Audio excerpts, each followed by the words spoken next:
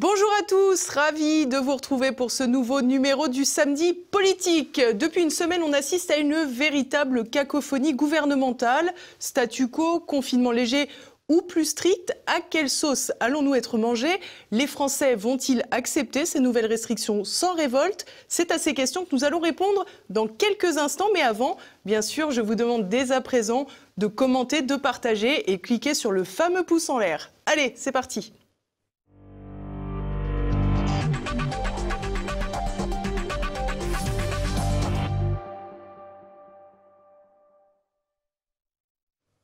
Et mon invité cette semaine, c'est Nicolas Dupont-Aignan. Bonjour monsieur. Bonjour Élise Blaise. Merci d'être avec nous. Vous êtes président de Debout la France, député de l'Essonne, candidat à la présidentielle en 2012, en 2017 et déjà candidat pour la présidentielle de 2022. Alors, Nicolas Dupont-Aignan, la France est aujourd'hui en phase de flottement. Depuis plus d'une semaine, on entend tout et son contraire. Emmanuel Macron se laisse encore quelques jours pour décider au sujet d'un hypothétique confinement qui devient de moins en moins hypothétique. Hier jeudi, pour la conférence de presse hebdomadaire, Olivier Véran a donné un peu l'état des lieux de l'épidémie. Je vous propose, avant de vous donner la parole, d'écouter quelques-uns de ses propos. Je le disais, malgré tous nos efforts, les variants circulent activement en France.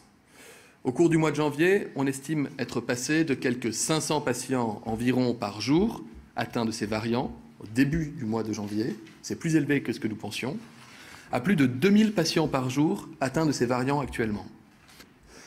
Le fait que ces variants se propagent dans notre pays nous laisse penser que le couvre-feu et l'ensemble des mesures de contrôle en vigueur dans notre pays sont certes utiles, mais probablement pas suffisantes. Ce que nous voulons éviter, c'est une épidémie dans l'épidémie, qui n'est pas encore véritablement visible en France, mais dont tout nous laisse à penser qu'elle sera une réalité très vite et très forte si nous ne faisons rien.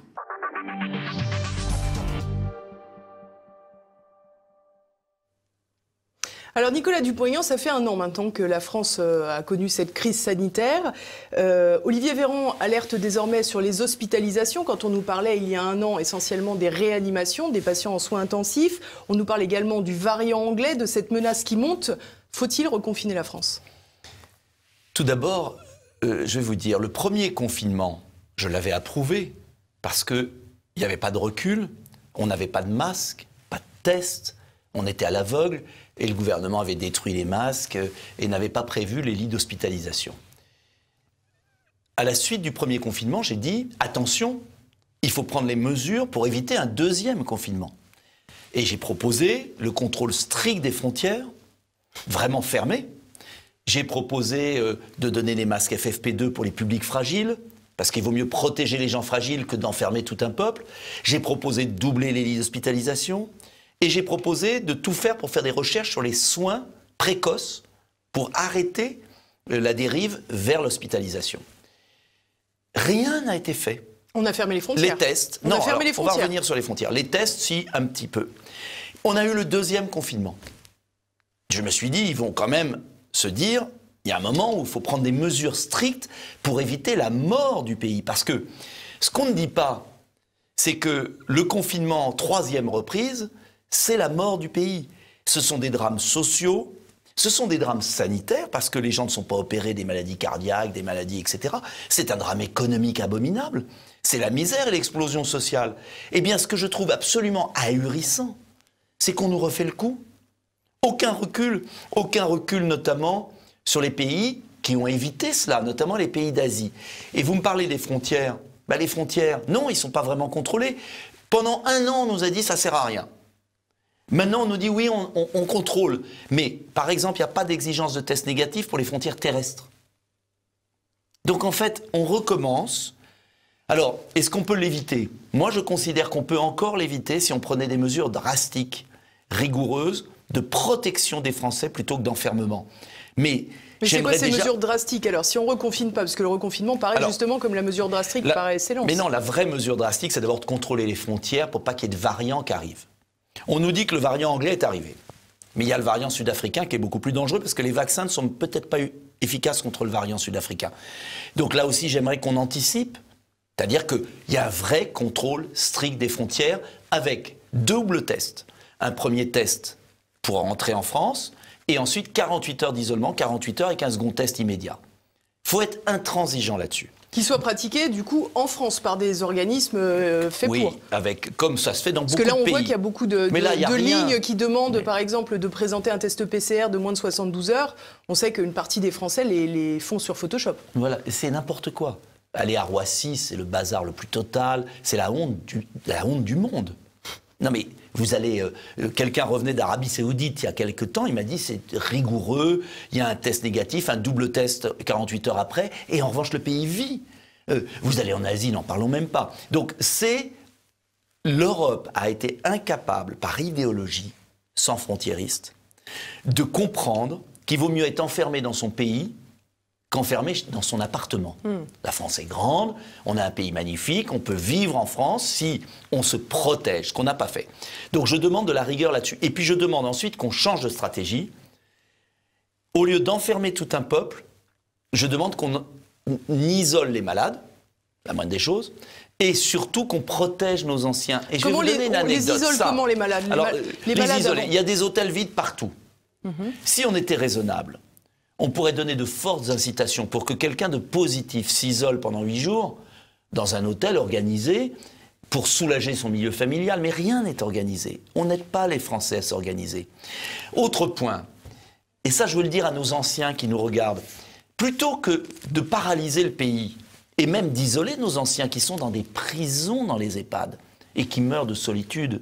Et qui meurent seuls aussi, et de d'ailleurs, détresse, et de solitude. Il y a, je voulais amener ça. C'est un masque FFP2. C'est coûteux, ça coûte 2 €. Donc on ne peut pas se le payer, les petits salaires. Madame Merkel... Parce qu'il faut le changer toutes les 4 heures, je crois. Oui, Madame Merkel en a envoyé 15, un lot de 15, à 27 millions de foyers allemands, des personnes âgées, des personnes vulnérables. Pourquoi? Pour que ces personnes puissent voir leurs petits-enfants, puissent sortir au supermarché en le mettant. C'est une autonomie de 4 heures totalement protégée. On peut faire le confinement. Allez, demain matin, on refait un confinement. Mais si nos personnes âgées fragiles qui ont une maladie, une comorbidité, vont dans un supermarché où il y a le variant anglais avec un masque en tissu, ils auront beau avoir le confinement, ils vont attraper le virus. Donc, ce que je veux expliquer aux Français, c'est qu'il vaut mieux protéger les personnes fragiles que de casser un pays. Parce qu'on fait coup double. On protège la personne fragile en lui donnant l'instrument de sa protection. Et en plus, on permet au pays de vivre. Et puis, troisième point, vous le savez, je défends, oui, le professeur Raoult. Je maintiens, je persiste et je signe. Je défends l'ivermectine, qui est un médicament qui suscite moins de polémique que l'hydroxychloroquine, parce qu'il marche. Mais le ministre de la Santé, M. Véran, et je l'accuse, le ministre de la Santé refuse des études indépendantes. Pourquoi le Maroc a 4 fois moins de morts par habitant parce qu'il a généralisé l'hydroxychloroquine? Pourquoi certains pays laissent libres les médecins et surtout incitent à soigner en amont? Et pourquoi en France on renvoie les malades avec du paracétamol en attendant qu'ils aillent à l'hôpital? Alors justement, Nicolas Dupont-Aignan, il y a quelques temps, vous avez fait une lettre à Olivier Véran, une lettre que vous avez co-signée avec Florian Philippot, le président des Patriotes, et François Asselineau, le président de l'UPR, précisément pour réclamer un point, d'ailleurs un point hebdomadaire, je crois, sur les traitements qui étaient testés et essayés en France. Est-ce qu'il vous a répondu déjà? D'abord, il ne répond pas. Il sabote systématiquement toutes les études indépendantes, comme s'il ne voulait qu'il n'y ait que le vaccin.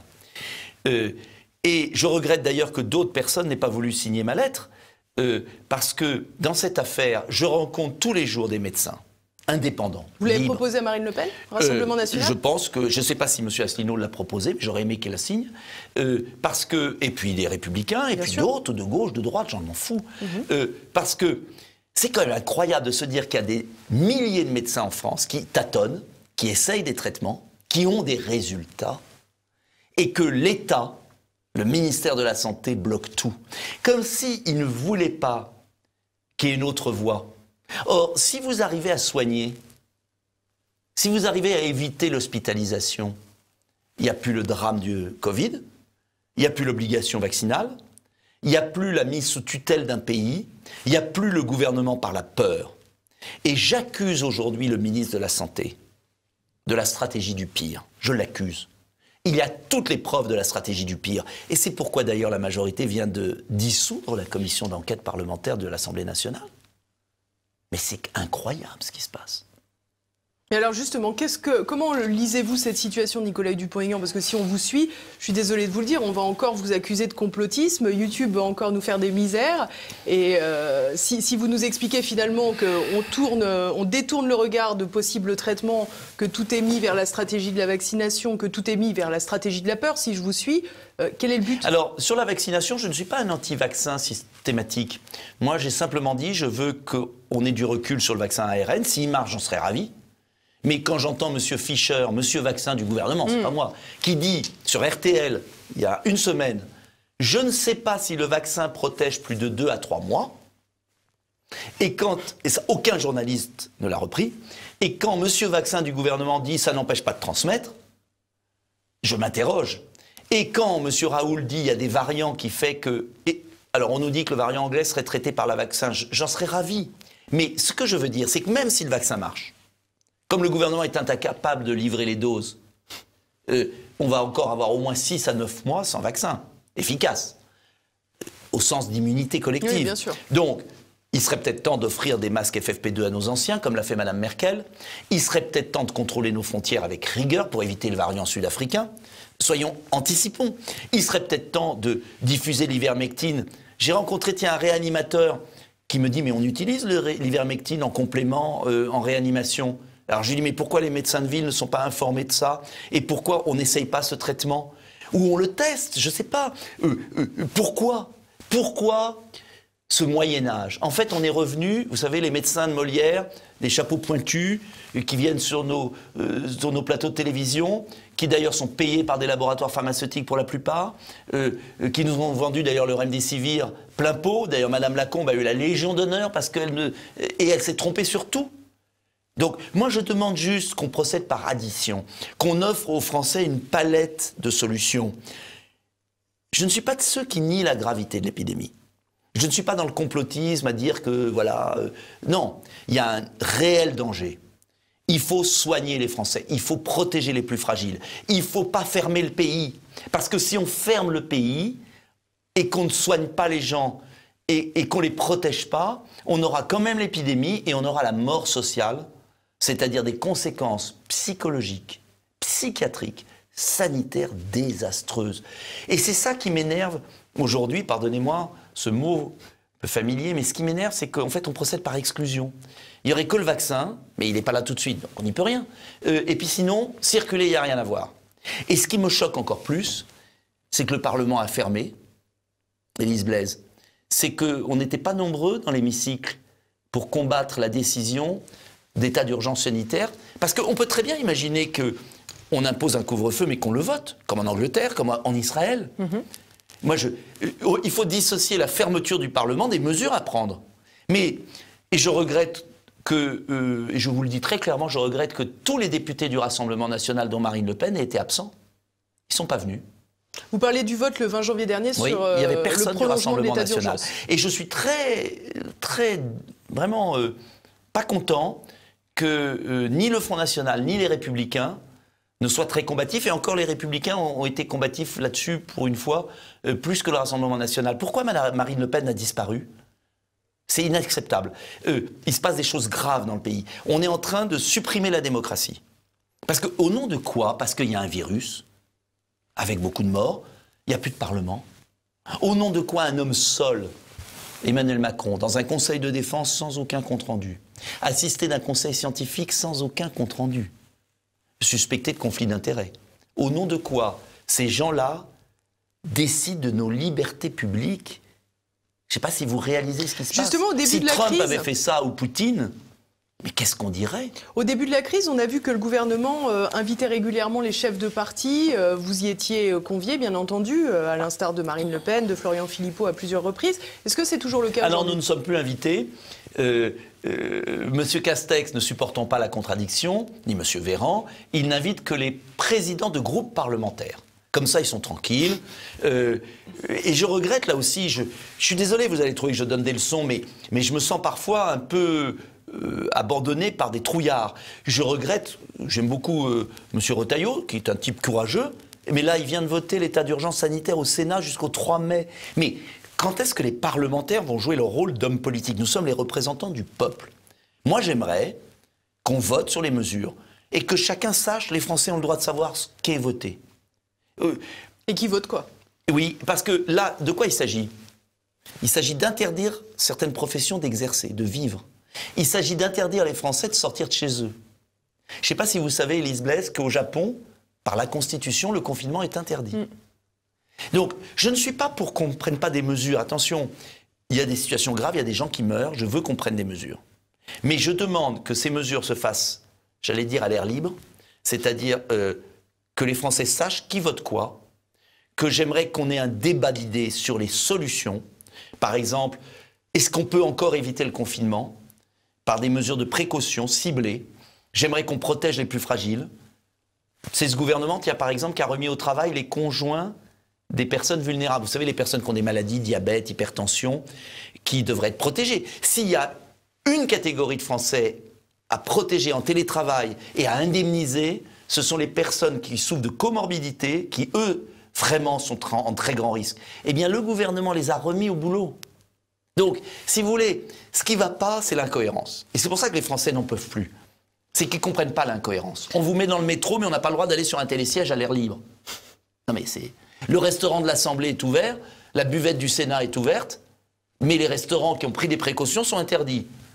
Non mais qu'on m'explique. Le Parisien a fait un article d'ailleurs en début de semaine pour expliquer que certains parlementaires, certains ministres même parfois, continuaient d'aller au restaurant dans des arrière-cours qui étaient tout à fait ouvertes pour eux. Le restaurant de l'Assemblée nationale est ouvert avec les mesures de précaution rigoureuses. On n'a pas le droit de manger en face de quelqu'un, on doit être en quinconce, pas le droit de plus de 2.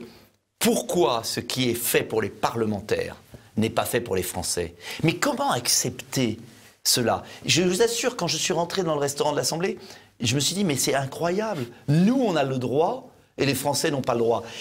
Et alors, ce qui est curieux, c'est que j'ai entendu sur Internet, des gens m'ont dit, oui, il faut l'interdire pour les parlementaires, c'est scandaleux. Mais non, il faut l'autoriser pour les Français. Les ouvriers du bâtiment mangent dans leur voiture, en plein hiver, le long des routes, à 4 dans la voiture, parce qu'on leur interdit dans un restaurant où il y a des toilettes, où il fait chaud. Mais ce pays est devenu fou, Élise Blaise. Ce pays est devenu paralysé par la peur. Moi, je veux rassurer, protéger, soigner. Le Premier ministre, il affole, il enferme et il vaccine. C'est pas la même politique. Voilà, et c'est un choix. Et j'aimerais que ce choix, les Français puissent le connaître. Mais on n'a pas le droit de le dire. Cette semaine, Nicolas Dupont-Aignan, vous avez présenté vos vœux à la presse. Pendant votre discours, vous vous êtes interrogé sur la nécessité, sur l'éventualité, la pertinence d'une destitution d'Emmanuel Macron. Vous pouvez revenir sur ce point? Oui. C'est curieux, toute la classe médiatique française se réjouit des processus de destitution de M. Trump. Et je me suis dit, pourquoi, quand un homme seul est en train d'enfermer un peuple et de détruire un pays, M. Macron et la France, on n'aurait pas le droit, au moins, de poser la question, surtout beaucoup d'internautes m'appellent. Il y a eu l'appel très émouvant de Francis Lalanne, c'est un artiste, avec son caractère, mais qu'importe. Oui, c'était pas dans la demi-mesure, en tous les cas. C'est le moins qu'on puisse dire. C'est le moins qu'on puisse dire, mais ce que je veux dire, c'est que comment on peut obliger un président à rendre des comptes? Un président qui ferme le Parlement avec sa majorité. Et je ne vois que cet article 68. J'ai pas envie de le saisir, je vais être franc avec vous. Mais est-ce qu'il ne faut pas avertir le président qu'à un moment, il y aura au moins quelques hommes politiques courageux qui diront stop? Et ce que j'ai voulu dire dans mes vœux, c'est faut-il en arriver là pour que la raison revienne dans notre pays et que la classe politique arrête cette soumission? Parce que, je vous le dis, on n'est pas nombreux à l'Assemblée à combattre cette soumission organisée. Et je vais vous dire pourquoi certains ne le font pas. Parce que j'entends, attention, si tu critiques, on va t'accuser d'être responsable des morts. Attention, Emmanuel Macron a un sondage favorable, faut pas perdre des voix. Mais moi, je ne suis pas là pour gagner ou perdre des voix, je suis là pour dire ce que je crois être l'intérêt général, l'intérêt national. Et aujourd'hui, je vous dis, un 3e confinement, c'est la mort du pays. Et je veux l'éviter. Et si je peux, par mon rôle politique, parce que sinon, à quoi je sers? Ça ne sert à rien d'être à l'Assemblée nationale, ça ne sert à rien d'être devant vous, ça ne sert à rien de diriger un parti politique.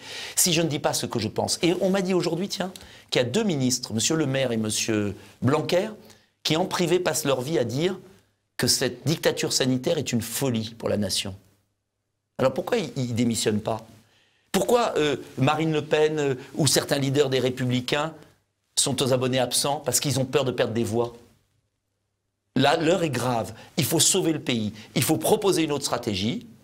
Il faut dire aux Français, on peut s'en sortir collectivement si on applique des gestes barrières, si on est prudent, si on se soigne, si on augmente les lits de réanimation. Bref, il y a une politique à mener qui est une autre politique. Et ça, je veux la défendre. Et je ne me tairai pas parce que je crois qu'il faut que les Français sachent qu'il y a une espérance possible, qu'ils ne sont pas condamnés à subir. Or, nos concitoyens sont désespérés par la disparition des hommes et des femmes politiques. C'est ça le problème d'aujourd'hui. On a vu cette semaine Nicolas Dupont-Aignan, un restaurateur près de Nice, rouvrir son restaurant et le faire en criant « Liberté ». On sait qu'il y a un mouvement de restaurateurs qui appelle le 1er février à rouvrir leurs portes. Est-ce que vous les soutenez? Je soutiens leurs revendications et je voudrais qu'ils le fassent légalement. Et pour le faire légalement, il faut rouvrir les restaurants qui respectent, attention, pas tous, je vais être très franc, parce que je ne veux pas mentir aux restaurateurs.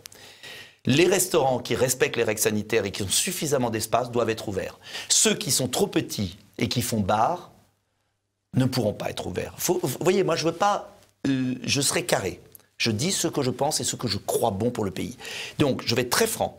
Les restaurants qui ont suffisamment d'espace et qui sont prudents doivent rouvrir. Mais à Monaco, c'est pas loin. Les restaurants sont ouverts. Ils sont ouverts à midi, avec des règles sanitaires précises. En Asie, dans certains, à Hong Kong par exemple, vous savez comment ça marche? Selon l'état de danger sanitaire, c'est 2 personnes par table, 4, 6, et ça module. Voilà. Est-ce que notre pays peut réapprendre à vivre avec des règles respectées? Alors en revanche, il faut dire aux Français la vérité. C'est que pour ouvrir, il faut qu'ils respectent les règles. C'est-à-dire que si on rouvre les restaurants et que c'est le bazar, alors ça va donner raison à ceux qui veulent nous enfermer. Donc, je voudrais qu'il y ait une réouverture des restaurants de manière légale pour ceux qui peuvent, comme on a fait pour les commerces. Souvenez-vous, les commerces ont été fermés, il a fallu ce mouvement de protestation pour que le bon sens revienne. On entassait les gens dans les grandes surfaces et des commerces où il y a 2 personnes dedans avec un masque et du gel n'ont pas le droit de rentrer. Enfin, c'est n'importe quoi. Donc, moi, je bataille pour que les restaurateurs soient entendus, mais j'aimerais leur donner les moyens de le faire légalement. Vous voyez, parce que sinon, on va arriver dans un système de désobéissance civile, comme on dit, qui est malsain. Et je veux pas le chaos dans mon pays. On sent justement une tension monter dans la population, une forme de défiance. Et quelque part, une partie des Français pense tout simplement qu'aujourd'hui, si ils ne contreviennent pas à la loi qui est instaurée par l'état d'urgence, il n'y aura pas d'évolution et il n'y aura pas de libération. Exactement. Et si vous voulez, c'est d'ailleurs ce qui est malsain et ce que je déteste dans la présidence Macron depuis le début, et ce qui n'est pas conforme à l'idée que je me fais d'un chef d'État, c'est qu'un chef d'État doit rassembler les Français autour d'un objectif et d'un programme clair. Et ce que je n'aime pas, c'est que le mode de gouvernement, en fait, quand vous reprenez un peu de recul d'Emmanuel Macron depuis son arrivée, c'est de dresser des catégories de Français les unes contre les autres. Alors on dit aux personnes âgées, vous voyez, si le restaurateur de Nice fait ça, c'est qu'il va vous mettre en danger, ce qui n'est pas vrai. On dit, s'il y a des gilets jaunes, c'est à cause, vous voyez, il vous met en danger, vous commerçants. Et on dresse les Français les uns contre les autres, et ce faisant, on casse le pays qui devient de plus en plus agressif, je ne sais pas si vous l'avez remarqué, où finalement plus rien n'est respecté. Moi, je veux qu'on revienne au respect de la loi commune, mais il faut que cette loi soit légitime. Une règle stupide, incohérente, elle ne peut pas être respectée, elle aboutit à la révolte. Et je suis très inquiet, mais vraiment très inquiet. Donc je veux, par mon rôle politique, comme je le peux, dire aux Français il y a une voie possible. Il y a cette voie qui est la voie de la réconciliation sur des mesures consensuelles, honnêtes, rationnelles. Et je dis aussi attention à ceux qui parfois sont de notre bord, si je puis dire, et qui disent il ne faut plus rien, on peut faire tout, pas besoin de masque, pas besoin de rien, on s'en fout, c'est un grand complot mondial, il y a un virus, il n'y a rien du tout. Non, c'est pas vrai, il y a un virus, il y a des gens qui meurent. Et donc je pense qu'il faut un juste milieu. Je sais que ce n'est pas toujours facile à défendre. Protégeons les Français, mais ne les enfermons pas. Rouvrons les activités qui respectent un protocole. redonnons de la vie au pays. Protégeons nos anciens dans les EHPAD, qui retrouvent leurs petits-enfants, qui puissent voir des gens. Ils sont en train de mourir de solitude. Vous savez que les EHPAD sont devenus des prisons. C'est horrible ce qui se passe dans les EHPAD. Alors les gens meurent peut-être pas du Covid, mais ils meurent de détresse et de solitude. On les abandonne comme des chiens dans des refuges. Je suis désolé d'être brutal, mais ça ne peut pas continuer. Donc, et tout ça parce qu'on n'est pas capable d'offrir un masque à 2 €. Pourtant, quoi qu'il en coûte. Oui, mais on dépense beaucoup plus d'argent en fermant le pays qu'en ciblant les populations fragiles. Par exemple, au lieu de donner de l'argent à des restaurants qui voudraient travailler, qu'on donne l'argent aux familles de gens qui ont des comorbidités pour qu'elles restent chez elles. Parce que là, c'est vrai, vous savez que dans les services de réanimation, c'est le chiffre du gouvernement, donc je pense qu'il est vrai, il y a 88% des gens qui sont en réanimation qui ont une comorbidité. Donc il serait peut-être temps d'être un peu intelligent. Est-ce qu'on ne peut pas cibler les protections sur ceux qui risquent de mourir, plutôt que de paralyser un pays sur des gens qui vont avoir un Covid qui sera une grosse grippe et puis quand il y a ceux qui sont entre les deux, parce qu'il y en a beaucoup, il faut faire attention, qu'on les protège en les soignant dès que ça arrive, plutôt que de les remettre sous Doliprane, et puis qu'après, ils arrivent à dégénérer, et quand ça tombe sur les poumons, après c'est très dur. Donc vous voyez, je ne sais pas, il y a du bon sens, paraît évident, après 1 an de recul. Alors Nicolas Dupont-Aignan, à présent on va aborder un thème un peu plus politique. Je l'ai dit tout à l'heure, vous avez co-signé une lettre avec Florian Philippot et François Asselineau. Vous aviez également lancé une idée il y a un peu plus d'1 an d'une primaire des souverainistes qui était relativement ouverte puisque Georges Kousmanovic pouvait notamment se présenter. Oui, et puis Retailleau, et puis Wauquiez s'il voulait, et puis d'autres. Hein. Et depuis, vous êtes déclaré candidat à la présidentielle. Alors on se demande un petit peu quelle est la ligne finalement que vous suivez. On fait une primaire pour désigner un gagnant et puis finalement, non, je serai candidat. Écoutez, moi j'attends. Tout le monde a claqué la porte à l'exception de Florian Philippot. Ils ont tous dit on veut pas de primaire. La primaire, ça sera le premier tour. Et qu'est-ce que vous voulez que je fasse ? Ma main reste tendue, mais moi j'ai un objectif. Et je veux pas qu'on se trompe d'objectif. L'objectif, c'est de battre Macron. Parce que si Macron est réélu en 2022, le pays est mort. En tout cas, le pays que j'aime, la France que j'aime. Et je l'ai dit dans mon discours du 26 septembre, on peut le retrouver sur Internet, j'ai dit, voilà, on n'a pas le droit de se dire on attend 2027. Parce que j'entends cette petite musique chez nos soutiens souverainistes, patriotes, de droite, ah bah c'est cuit en 2022, donc on va attendre 2027. Non, on n'a pas le droit. 5 ans, vous imaginez 5 ans de plus ? Bon, alors qu'est-ce que je dis ? Je dis qu'il faut mettre sur le terrain de foot les meilleurs joueurs. Et pour affronter Macron, qui est bien retors, mauvais président, mais bon stratège. Manœuvrier, ou stratège, je ne sais pas, mais bon tacticien, il faut mettre le meilleur candidat. Il y a 2 façons de mettre le meilleur candidat. La meilleure façon, c'est que ce soit les Français de notre camp, entre guillemets, patriotes, qui choisissent. Marine Le Pen ne veut pas. Bon, je dis, maintenant, il faut que les Français, dans une phase intermédiaire, voilà pourquoi je me suis présenté, on a 15 mois, on va voir les sondages petit à petit. Moi, je vois qu'il y a 7% des Français qui me font confiance, alors qu'il y a 1 mois, c'était 5.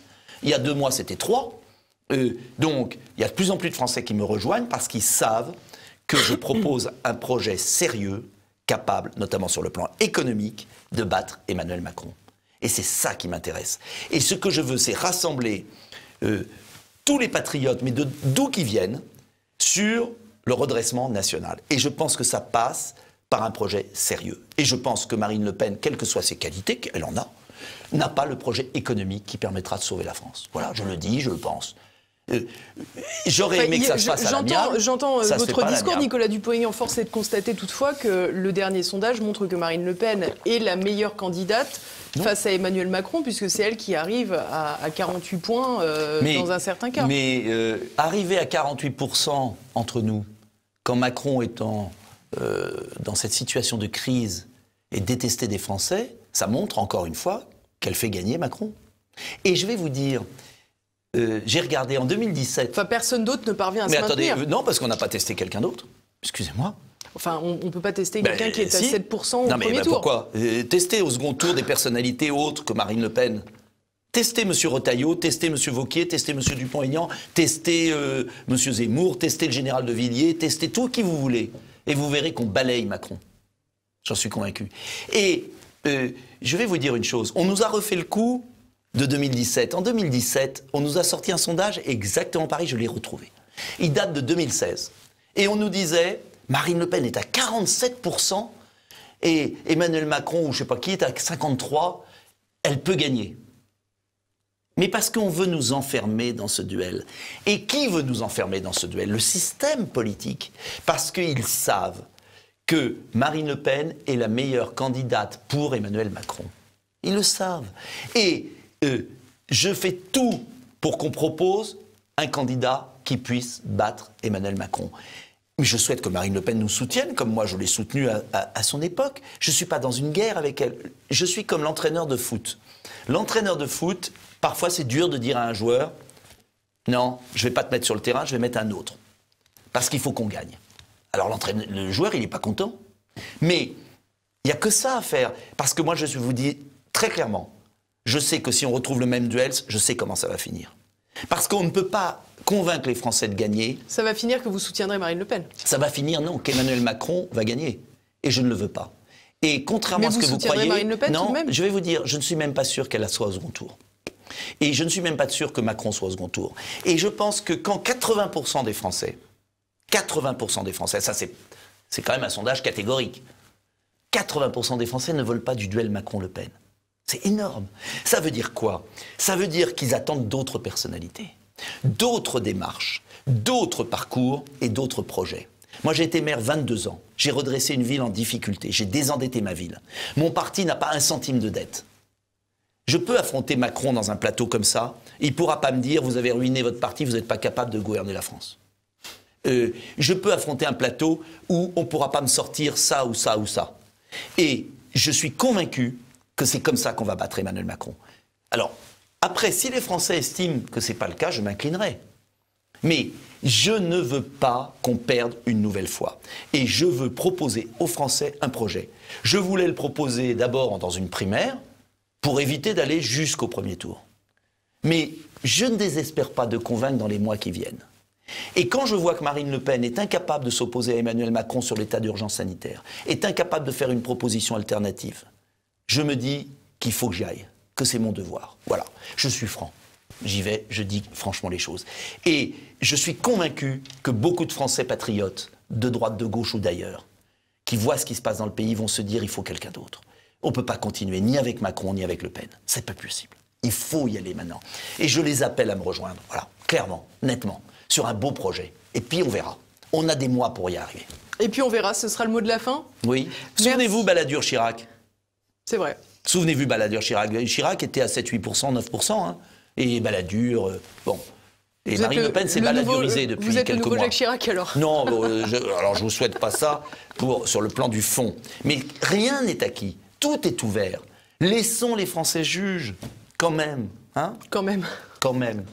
C'est encore eux qui vont décider, j'espère. Si on ne fait pas le vote par correspondance, le vote par Internet, ou un état d'urgence et plus d'élection. Non, mais vous savez, je rigole pas. Si on continue à accepter ce qui se passe là, vous ne savez pas s'il y aura des élections le jour venu. Attention. Hein. Merci beaucoup Nicolas Dupont-Aignan. Merci à vous.